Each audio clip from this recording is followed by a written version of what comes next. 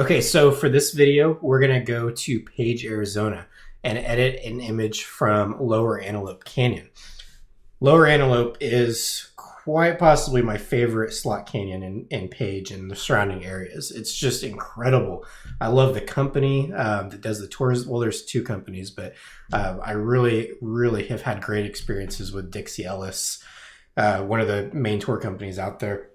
And the thing that I love so much about the slot canyons is that you really don't have to do a whole lot of work on these images. You just go down there with the correct settings and you've pretty much got 90% of the work done for you. But I wanted to do an image from there just to show that while they don't really need much work, there's still a lot you can do with it if you want to create something kind of like really moody and artsy. And that's what I did with this image here. So let's just hop right in. We'll go over to our raw files and navigate to right here. So this is straight out of the camera. And what you'll notice is that the image looks fairly washed out. We'll have to definitely go in there and add some contrast and some moodiness. But the main reason why it's washed out is because I like to expose a lot of my images as far over to the right as possible without blowing any of the highlights out. So what I'm really doing is exposing for the highlights. And since it was bright in there already, because this was a fairly open section of the canyon where a lot of light was coming in, it just kind of has that washed out look to it. If you go maybe 100 yards down the canyon, or probably not even that, probably like 20 yards really, it looks totally different, and it can be so dark that it requires like 10 and 20-second exposures. So this one was only 1/3 of a second because it was again pretty bright in there. So let's hop into getting this image to look a little bit darker and moodier. So the main reason, again, why I exposed it so bright is to make sure that I had all the detail in these highlights. Now, when you have direct sunlight coming through, you're not going to get all of the highlights a lot of the time. So along this edge where you have this rim light coming through the hole here, that's probably blown out. So yeah, so if we hover over this, you'll see that. I'm not concerned about that. It's not a big deal at all. Nobody cares if there's details on the little edges of this rock here. What I'm really concerned about is this light beam coming through. So these light beams come through at very specific times during the day, and the guides know exactly when the beams will hit. So they'll take you in another part of the canyon and they'll say, okay, we have 10 more minutes until the beam at this part comes through, and they line you all up and get you ready. And sure enough, right at that moment, this beam comes through. It's incredible. And what they'll do is they'll stand beneath the beam and have you kind of shoot above them, and they'll throw sand up in the air to make the beam show up a little bit better. And that's what's happening here. Okay, sorry for that little rabbit hole there.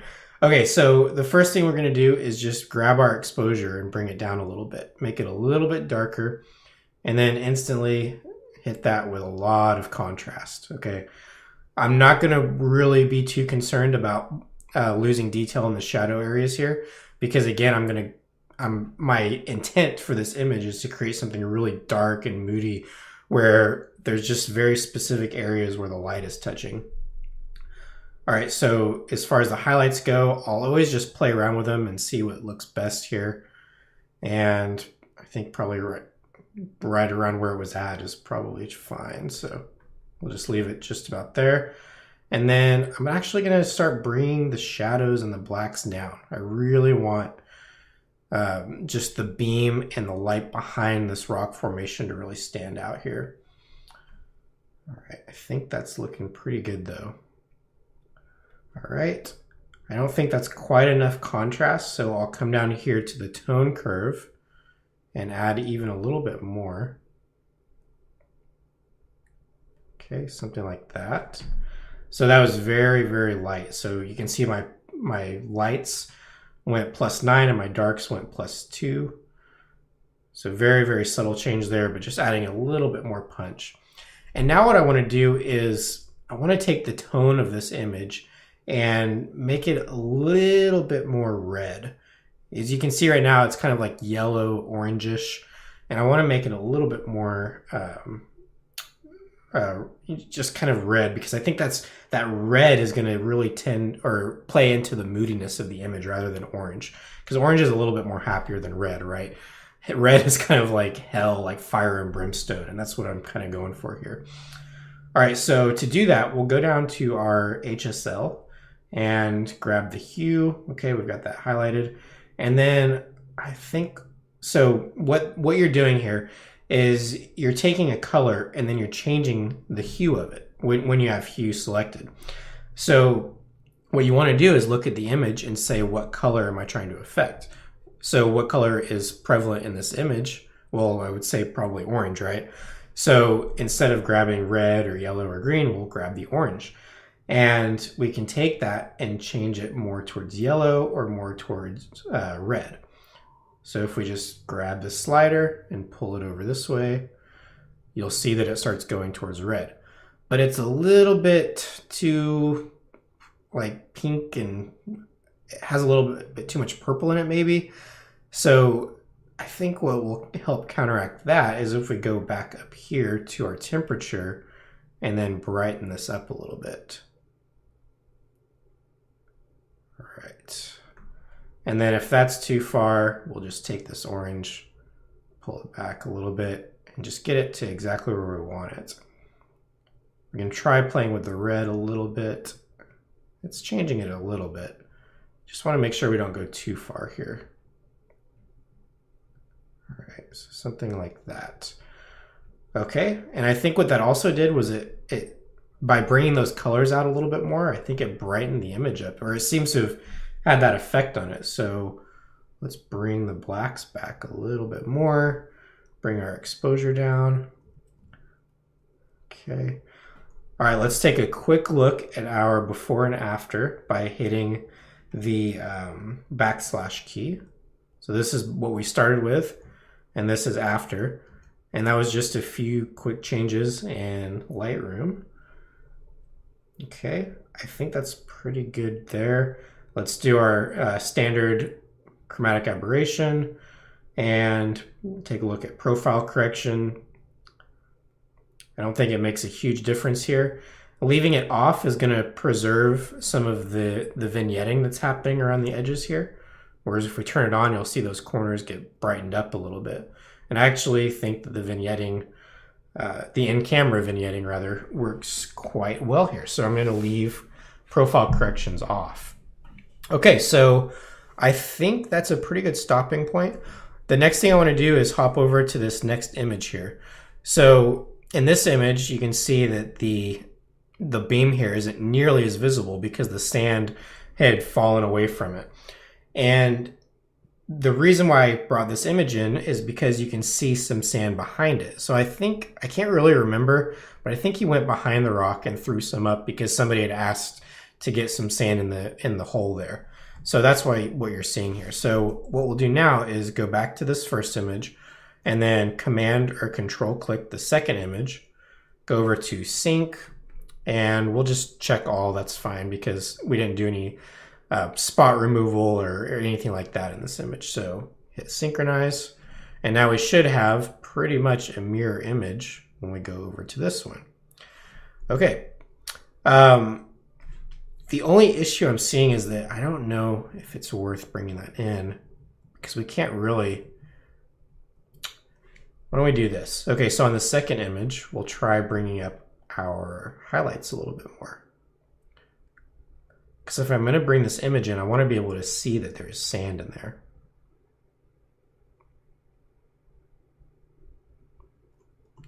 So we'll go back there. So I'm just trying to see. All right. So I don't know if we'll use this or not. I just thought it might be, worth bringing in, but we'll see. We might just end up using the first one. So from here, with both images highlighted still, we'll right click either one and then edit in and then Photoshop.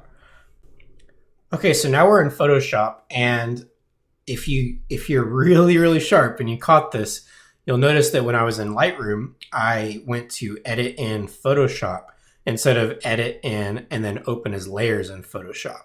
And instead of going back and fixing the mistake in post so you would never even notice it, I went ahead and left it the way it is so that when you do this eventually in the future, or if you've done it in the past, you can see how to, go back to having layers in Photoshop without having to just exit out and restart in Lightroom. So What you'll do is, we have two images here. Okay, this is both of them together. We'll hit Command 0 there, or Control 0 on a PC. And all we have to do to get these into the same document is hit Command or Control A, and that will highlight everything in the image. And we only have a background layer here, so Command or Control A, and then Command or Control C, and that copies it. And then we'll just hop over here and then hit Command or Control V to paste it. And then we can go over to this one and just, get rid of it. Don't save it.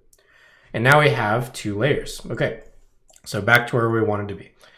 Now, all we really need to do as far as blending these together is make sure first that they're lined up. And if we hop up to 100% by hitting Command or Control 1, and then toggle this on and off, you'll see that there's a very slight movement here.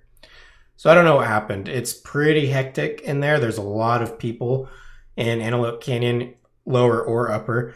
So sometimes people will bump your tripod. Sometimes you'll make slight adjustments. Who knows? So what we need to do before we get started is align these layers. So we'll select them both, go up to Edit, and then Auto Align Layers. The auto, as far as your options here, is fine. I don't worry about vignette or geometric distortion. Just hit OK, and that should get us to where we want to be. However, let's check this first, actually. So we'll just toggle this on and off and see that we're now perfectly aligned. The only thing you have to watch out for is these dead pixels around, or not dead pixels, but just blank area around the edges here. So what you have to do pretty much 100% of the time when you align your layers is grab the crop tool by hitting C, and then you can just crop in and get rid of those dead pixels, blank pixels, whatever you want to call them. All right, just a little bit there, that should do it. And now we're ready to go. Okay, so let's see here. There's a lot of ways we could go about blending these together. I think what we'll do, I really don't even know if I'm going to use this, but let's just see. Let's just, for laughs, let's just see what it looks like, okay? So we'll go to this layer and hit Option and then, or Alt on a PC and hit the mask icon. And then we're going to grab a brush. This will probably be the easiest way to go about it. And then let's see, we'll paint with white and paint with 50% opacity. And then let's just bring this in. Let's see what it looks like.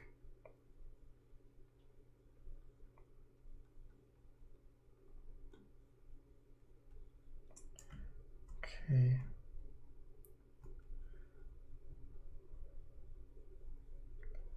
Just slowly kind of painting it in here. The edges really shouldn't matter because it was pretty much the same image. I just want to make sure that I don't bleed over into the beam like that. So, all right, I think that's good. And then we'll toggle it on and off just to see. And I don't know, I could kind of take it or leave it. We'll leave it in just because we went through the work of doing it. But I'll let you be the judge of whether or not you would have left it in for your final image.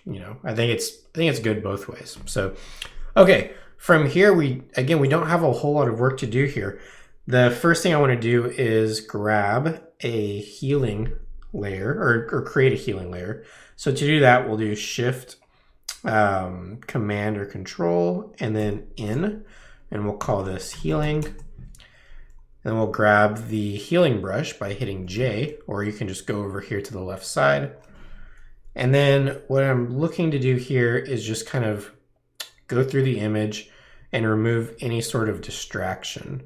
So like right here, I don't know if this is on the wall or if it's like a dust spot on my camera. I think it's part of the wall, but it looks like just these little things just look like dust spots for some reason. I can't figure out why. And since I can't figure out what it is, I'm pretty much positive that it's just part of the wall, but I think it's easier just to go through and get rid of them.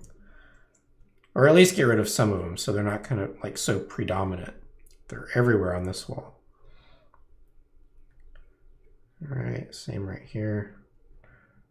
And just any spot that really stands out, I like to just get rid of it, because I want this image to be sort of minimalistic and stand on its own. And all those little spots they're just going to run the risk of pulling the viewer's attention away from the image and the simplicity of the composition. All right. There.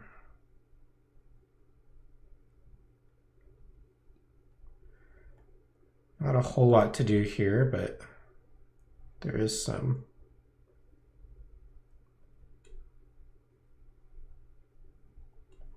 All right, that's probably good. And then the only other thing that I would probably do here is add a sharpening layer. So we'll hit Shift, Option or Alt, Command or Control, and then E. So on a Mac, that's Shift, Option, Command E. And on a PC, it would be Shift, Alt, Control E. All right, and then we're going to go to Filters and High Pass. 3 pixels is just fine. And then we want to take this layer and switch it to a blend mode of either overlay or soft light. I want this one to be kind of more of a subtle image, so I'll stick with soft light. Overlay is going to be a little bit more intense on the sharpening. So if we zoom into 100% here and turn this on and off, hopefully you can see a little bit of a change. It's very subtle, but it just makes the image pop a little bit more. And I think that's a good place to stop. You know, we might throw a mask on here and paint it out of the light beam, just so the light beam is just, you know, a little bit more smooth than the rest of the image. It's not going to make a huge difference. Not something anybody will ever, you know, be able to tell, but, you know, you can do that if you want. So, okay, I think that's a good stopping point for here, guys. Thanks, and we'll move on to the next one.